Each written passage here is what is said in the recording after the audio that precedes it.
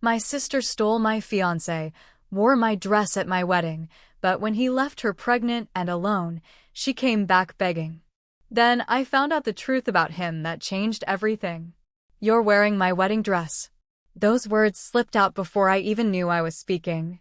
My voice cracked halfway through, not from rage, though I felt plenty of that, but from the shock of seeing my half-sister strut across the banquet hall like she'd just won a war. Sasha turned to me slowly, tilting her head like she couldn't quite place the problem. Her lips curled into the same smug smile that had haunted me since we were kids. "Oh, this," she said, smoothing the bodice with those perfectly manicured fingers.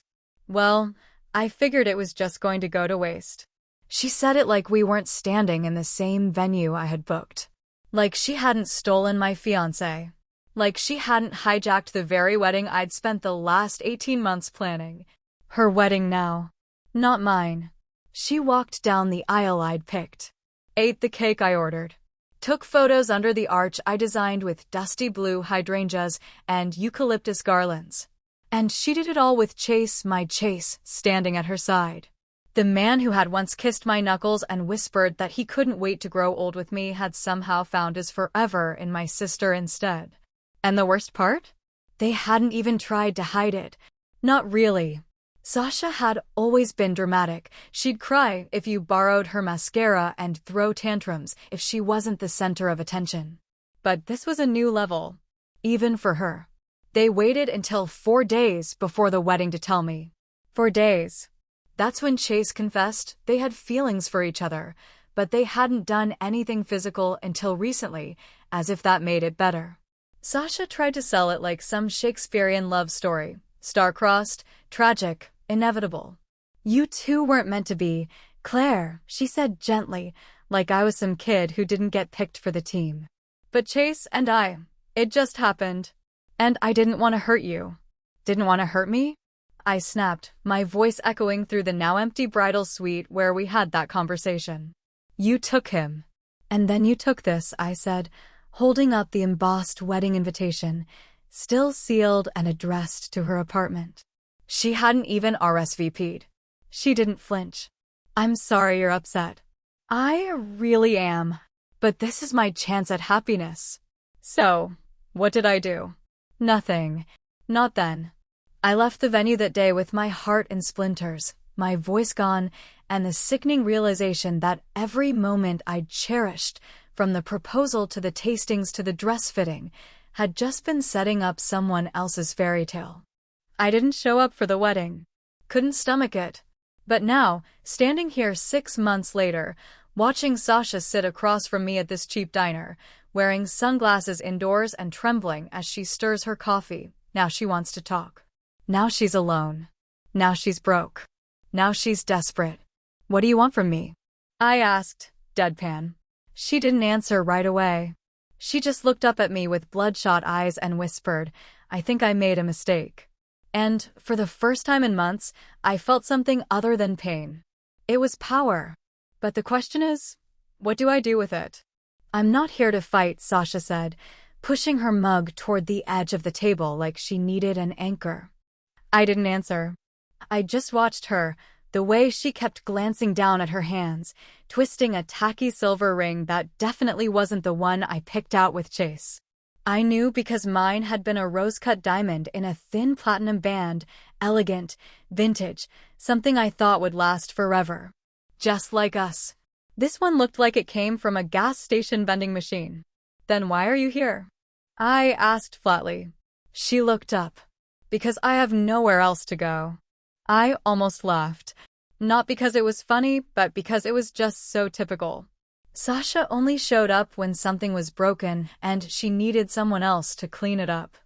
I remembered being 14 and taking the fall for her when she stole a pair of earrings from the mall.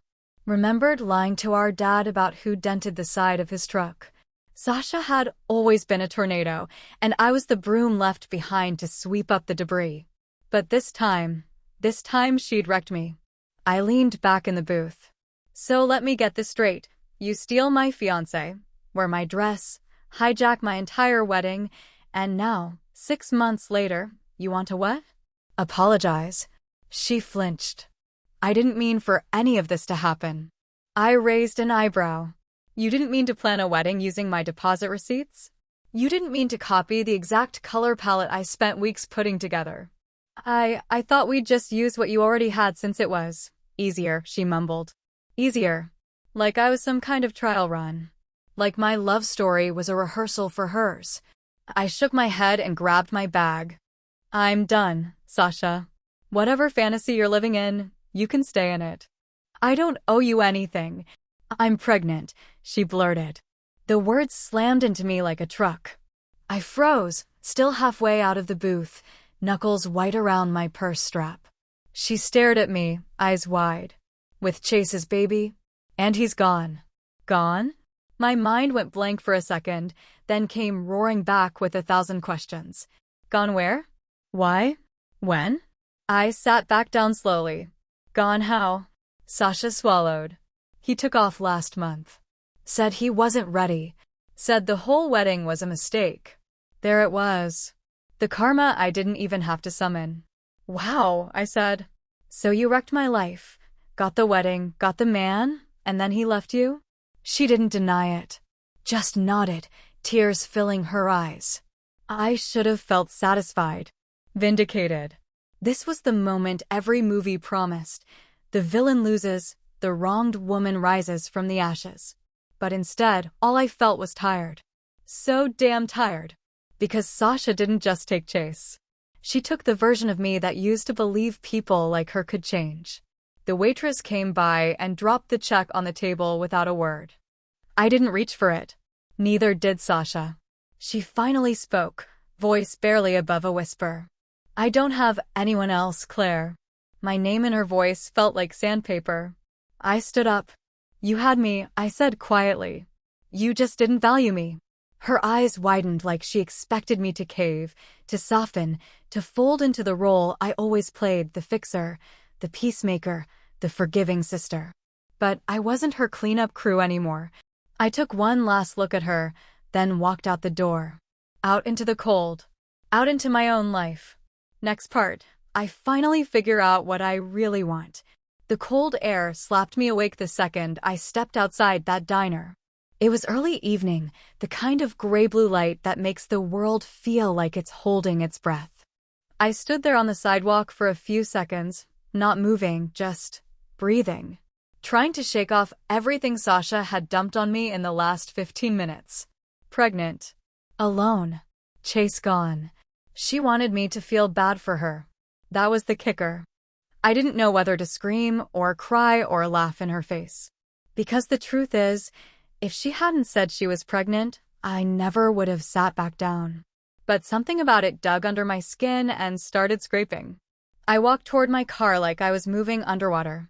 Every memory of the past year playing on a loop in my head. Me and Chase dancing in our empty living room after we got the keys to the apartment. Me scrolling Pinterest at 2 a.m., bookmarking bouquet arrangements. Me watching Sasha try on dresses with me, claiming she just wanted to support. God, I was so blind. By the time I got into my car, I felt like I'd aged 5 years. I didn't start the engine right away. Just sat there in silence, staring at the steering wheel. My phone buzzed in my bag, probably Sasha already texting some guilt-ridden half-apology or asking me for help again. I didn't check it. Instead, I opened my notes app, the one with the old wedding checklist still saved. I scrolled past the dress fittings, the floral invoices, the guest list I'd painstakingly organized alphabetically. My thumb hovered over the final line, leave room for joy. I remembered typing that one night after Chase, and I had stayed up talking about honeymoon destinations. It felt like the perfect reminder back then. Don't stress the details. Don't let the planning steal the magic. What a joke. I deleted the list. Not out of anger. Out of necessity. I was done romanticizing a version of my life that never existed. That's when it hit me, the question I hadn't let myself ask since the breakup. What if this isn't the end? What if it's a blank page? Because yeah, Sasha blew up my plans. And Chase? He showed me exactly who he was before I made the mistake of binding my life to his. That pain was real. But so was the freedom. I'd been mourning a life that never loved me back. And now I had a choice. Do I let their wreckage define me? Or do I build something new from the rubble? I drove home in silence, but this time it didn't feel hollow. It felt clean. Sharp. Like the edge of something waiting to be shaped. When I got to my apartment, I didn't cry. I didn't rage. I just pulled out my planner, flipped to a blank page, and started writing. Not a revenge list. Not a breakdown. A blueprint. For once, I wasn't fixing anyone else's mess. I was designing my future. And it started with one decision. I wasn't going to let them take one more thing from me. Not my peace. Not my time. And definitely not my story. It was 2 weeks later when she showed up again, this time at my door. Not a call, not a text. Just a knock in the middle of a quiet Saturday morning, the kind of morning I used to spend baking banana bread or catching up on emails. Peaceful. Predictable. The moment I saw her through the peephole, I knew. She had that same look I'd seen too many times before, lips trembling, eyes swollen from crying, one hand resting on her belly like it was a shield. I opened the door slowly. "Sasha," I said. She didn't even ask if she could come in. She just stepped inside, like it was still her right, like the last 6 months didn't happen. She looked thinner, paler, like life had chewed her up and spit her out. Her hands were shaking. "I didn't know where else to go," she said, again. Same song, different chorus. I didn't tell her to sit down, but she did anyway, curling up on the corner of my couch like she lived here. She looked around like she expected to see Chase's things, but I'd burned all of that energy weeks ago, literally threw his hoodie into the fireplace on a wine-fueled Thursday night. She must have noticed. "So, he's really gone," she said softly. I didn't answer. Instead, I crossed my arms. "Why are you here, Sasha?" She looked up at me with those huge eyes, the ones she used to get out of trouble when we were kids. They used to work on Dad, on Mom, even on me, sometimes. Not anymore. "I can't afford rent," she said. I was staying with a friend, but she moved out of state. I tried couch surfing with coworkers, but no one wants a pregnant girl taking up space. I stayed silent. Let her fill the space with her own words. She wrung her hands. "I'm not asking for much. Just a few weeks. Maybe a month. Until I figure something out." I stared at her. "You think after everything, I'd let you stay here?" "It's not like I have a lot of options, Claire," she snapped suddenly, her voice cracking like glass. "And I know I messed up, okay?" "I know." "You didn't mess up," I said coldly. "You detonated. You pulled the pin and handed me the grenade." She blinked. There it was again. That flicker of confusion, like she couldn't quite believe I was saying no. "But I'm your sister." "No," I said. "You're not." She flinched. I hated how good that felt. There was a long silence. Then, quietly, she said, "I don't want the baby to be homeless." It was a brutal thing to say. Calculated. And she knew it. But I didn't budge. I wouldn't. "If you cared about the baby," I said, "you wouldn't have tried to build its life on someone else's foundation." She looked like she wanted to scream. Or cry. Or both. Instead, she grabbed her purse, stood up, and said, "You'll regret this." I walked to the door and held it open. "Maybe," I said. "But not today." She left without another word. And as soon as the door clicked shut behind her, I realized I wasn't shaking. I wasn't crying. I wasn't spiraling. I was steady. But something told me this wasn't the last time she'd come knocking. It hit Facebook before I even finished my second coffee the next morning. A blurry photo of Sasha sitting alone on a park bench, one hand resting on her belly, the other covering her face like she was crying. The caption underneath was written by one of her friends, well, one of her remaining friends. "Sometimes we all make mistakes. But no pregnant woman should be left out in the cold. Family is supposed to forgive. Broken heart #do better #second chances." The comment section was feral. People I hadn't talked to since high school were tagging me in the comments like I was supposed to show up and defend myself. Some were vague posting. Some were directly calling me out by name, asking how I could abandon my own flesh and blood. Sasha even replied to a few, saying things like, "I don't want drama, Pensiface, I just need support right now." She knew exactly what she was doing. I scrolled through the mess with my jaw locked, fingers twitching over the keyboard. Then I saw the cherry on top, a GoFundMe, titled, "Help Sasha and Baby Rebuild After Betrayal." Goal: $20,000. Raised $310 by 10 donors, and it had only been live for 2 hours. There was a photo of her holding her stomach, all soft lighting and solemn expression, with a paragraph below that felt like it had been ripped from a soap opera script. After a tragic falling out with her only remaining family, Sasha is facing motherhood alone. She's trying her best to stay strong, but without support, she may not have a place to live when the baby comes. Any help is appreciated, even just a share. Tragic falling out? Tragic? I wanted to scream or break something. But instead, I copied the link, sent it to my best friend Emily with one word: unbelievable. She called me 30 seconds later, practically spitting fire. "Claire, you need to say something. People are actually buying this crap." "I don't want to stoop to her level," I muttered. "This isn't about levels. It's about not letting her rewrite the story like you're the villain." I hesitated. She was right. So I posted. Not a rage rant. Not a thread. Just one single paragraph, typed carefully, deliberately. I wasn't going to say anything, but I'm seeing a lot of people react without context. So here it is. Sasha is pregnant by my ex-fiancé, the one she started seeing before we broke up. She wore my wedding dress to marry him. He left her. And now she wants sympathy because I won't let her move in. This isn't about cruelty. This is about boundaries. You can donate if you want, but I won't be guilted into cleaning up her choices again. It exploded. Some people unfriended me. Others messaged me privately to apologize for jumping to conclusions.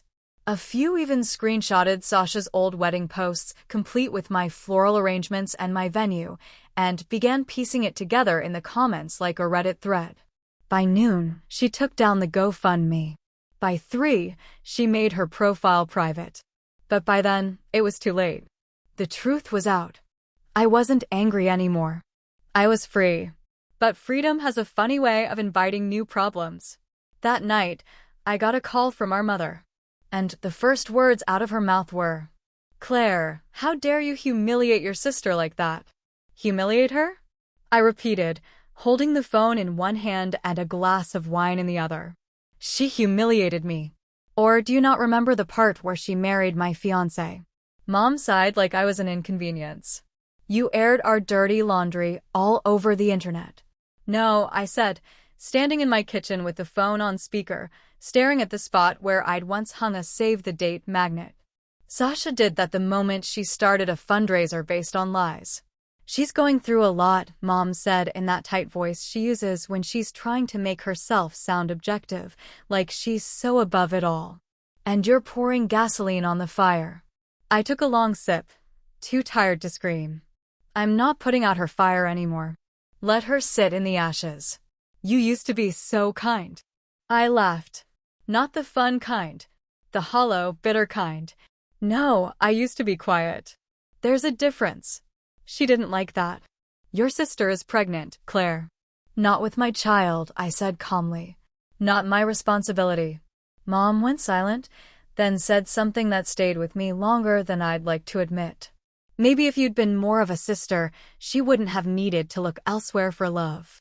It was such a deeply cruel thing to say. So layered in denial and manipulation that it knocked the breath from my chest. I didn't hang up. I just let her talk herself into a corner before setting the phone down on the counter and walking away. She kept talking. I let her. And when she finally went quiet, I ended the call. No goodbye. No explanation. Just ended it. I sat on the edge of my bed that night, still dressed, phone on silent, replaying those words in my head until the walls started to warp with anger. I reached for the closet door without even thinking. I had shoved a bunch of wedding stuff in there after everything fell apart. Couldn't bring myself to throw it out, but I couldn't look at it either. So it just sat there, this graveyard of what my life was supposed to be. That's when I saw the letter. Still sealed. Still addressed to Claire and Chase. It was from Chase's grandmother. She was in her 80s, lived out in New Hampshire, and had handwritten every RSVP and gift card she'd ever sent. A sweet woman.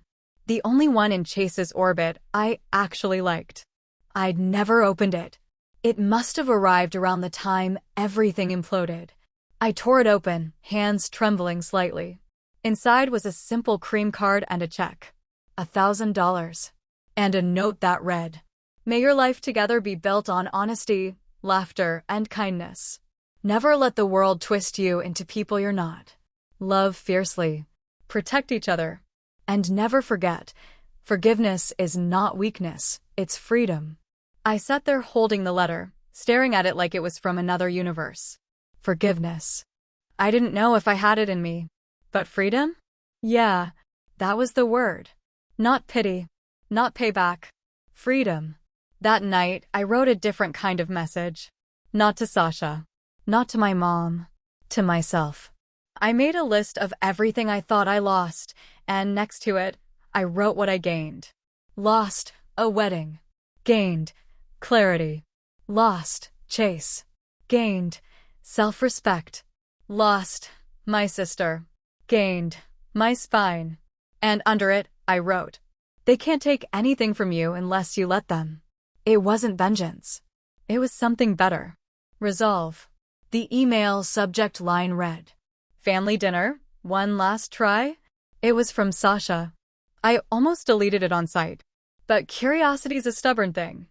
I opened it. "Claire, I know I've hurt you. I know I've made mistakes, ones I can't take back. But Mom wants us to sit down. No drama. Just dinner. She said she'll cook your favorite. Please come. For closure." I stared at it for a solid 5 minutes. Closure is such a funny word when it comes from people who left the door wide open and then burned the frame down behind them. I didn't reply. Just marked it as maybe. Because that's what I felt. Maybe I wanted to go. Maybe I needed to. But mostly, maybe I wanted to see if they'd finally say it. Not just sorry, but truth. The ugly, necessary, unfiltered kind. The dinner was set for Sunday. I spent all weekend pacing around the decision, telling myself I wouldn't go, while picking out something neutral to wear just in case. Sunday night, I pulled into the driveway like I was parking outside a crime scene. Because in a way, I was. The house looked exactly the same, except for the minivan with a faded baby on board decal parked in the front. I guess Sasha found a way to afford something after all. I knocked once. The door opened almost immediately. Sasha, hair tied up, bare-faced. She looked tired. Not performative tired. Just real, worn-out tired. "Hey," she said. I nodded. Mom was already at the table, lighting candles like this was some kind of holiday special. The food smelled like my childhood: rosemary chicken, garlic mashed potatoes, the lemon cake she only ever made when we were celebrating. It made me want to scream. "Thanks for coming," Mom said. I didn't reply. I just sat. The three of us, me, my mother, and the woman who detonated my engagement, eating mashed potatoes in silence. Sasha picked at her plate. Mom cleared her throat like she was revving up for a speech. "I wanted this dinner because I miss my daughters." I raised an eyebrow. "You had them both 6 months ago. You just chose one." She winced. "That's not fair." "No," I said calmly. "It's accurate." Sasha set her fork down. "Can I say something?" "Go for it." She took a breath. "I was jealous. Always have been. You were the one Dad paid attention to. You got straight A's scholarships, Chase. Didn't realize those were community property," I muttered. She flinched, but didn't stop. I told myself it was harmless at first. that I was just helping him sort through his doubts. Then one thing led to another. "You wore my dress, Sasha." "I know," she whispered. "I thought if I stepped into your life, I'd feel worthy. But all I felt was fake. Like I was wearing someone else's skin." "Good. You were. I'm not asking you to forgive me," she added. "But I want you to know. Chase didn't leave because of you. He left because he never planned to stay." I blinked. "What?" She reached into her purse, pulled out an envelope, and slid it across the table. "I found this 2 weeks ago. Hidden in a drawer. He wrote it before the wedding." I hesitated, then opened it. It was a letter. In Chase's unmistakable handwriting. "Sasha, I can't do this. I thought I could, but I'm not built for permanence. Claire scared me because she saw all the cracks. You looked past them. I don't know which of you I betrayed more. I'm sorry." See, the paper trembled in my hand. I'd always wondered why he never fought harder. Why he just slipped out of my life without so much as a confrontation. Now I knew. He was never staying. Not with me. Not with her. "I thought if I had him, I'd win," Sasha said softly. "But I never even placed." My voice was low. "And what now?" She looked at me. "I don't know. I'm going to be a mom. That's the only title I care about now." I nodded. "And mom?" She finally spoke. "I failed both of you," she said. "I picked favorites when I should have been a mother to both my daughters. I'm sorry, Claire. Truly. It wasn't enough. But it was a start. And I had to ask myself something. Was I here to punish them forever? Or to be free?" After dinner, Sasha asked if I'd help her carry something out to the car. I followed her to the garage in silence, both of us wrapped in that weird, awkward fog that hangs around after a truce nobody trusts. There was a box labeled nursery, probably filled with onesies and books about sleep training. She handed it to me like a peace offering. "I'm trying," she said. "I know it doesn't fix what I broke." I didn't say anything, just nodded. She opened the trunk and reached for her purse, digging through it like she was looking for keys, but instead, she pulled out a folded piece of paper and hesitated. "I wasn't sure if I should show you this," she said. I waited. Then she handed it to me. It was an ultrasound photo. The kind they give you at 20 weeks, the baby profile clear enough to see the curve of the head, a tiny hand floating like it's waving hello. But it wasn't the image that froze me. It was what was written on the back in soft blue ink. "To my daughter.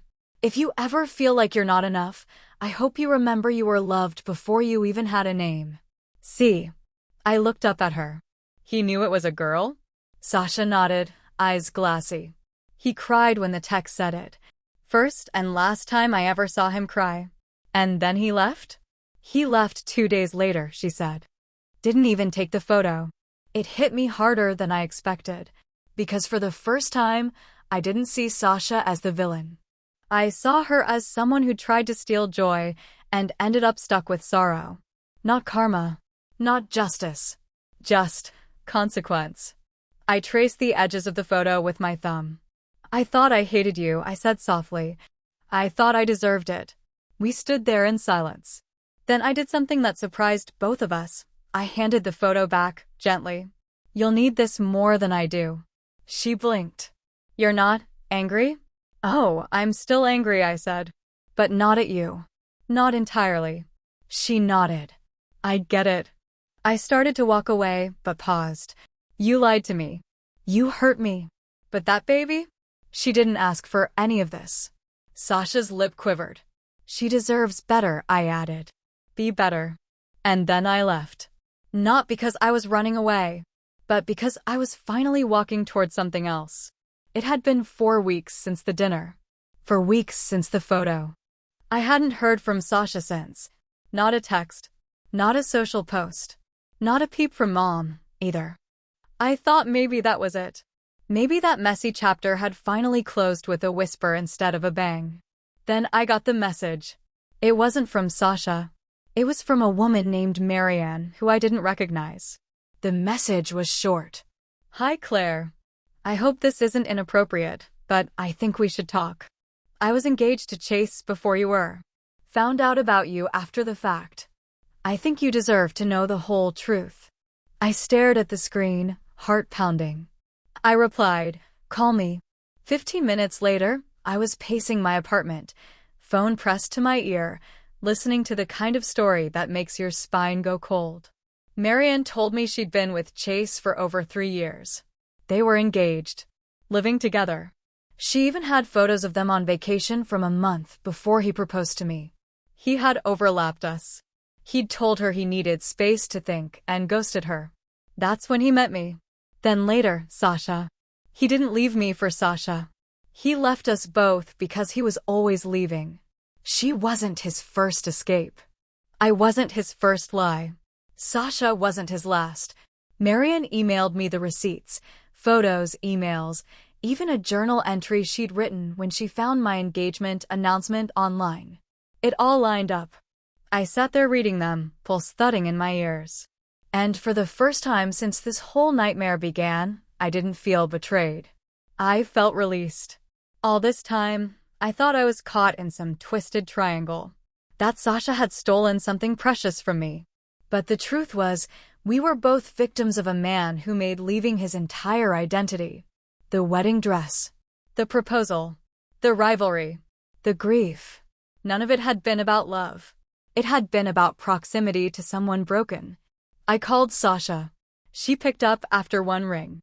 I talked to someone named Marianne, I said. Silence. You weren't the first. She let out a breath. I know. You knew. I found her old messages a week after he moved in. He never told me. Just deleted them and pretended they didn't exist. I kept the secret because I thought admitting it would make everything worse. It didn't. It made it clearer. You and I said, were never fighting over anything real. Just a ghost in a suit. She let out a shaky laugh. I think about that a lot. How much we lost for someone who didn't even stay long enough to finish the nursery. There was a pause. Then, for the first time, she said something I'd waited my entire life to hear. I'm sorry I hurt you. Not because she was cornered. Not because she wanted something. Just because it was true. I didn't forgive her right away. That's not how healing works. But I did let go. Of the anger. Of the need to be right. Of the version of me that needed closure from people who never knew how to give it. The next day, I boxed up the last remnants of the wedding that never happened, sealed them in a storage bin, labeled it archive, and shoved it deep in my closet. Not erasing it.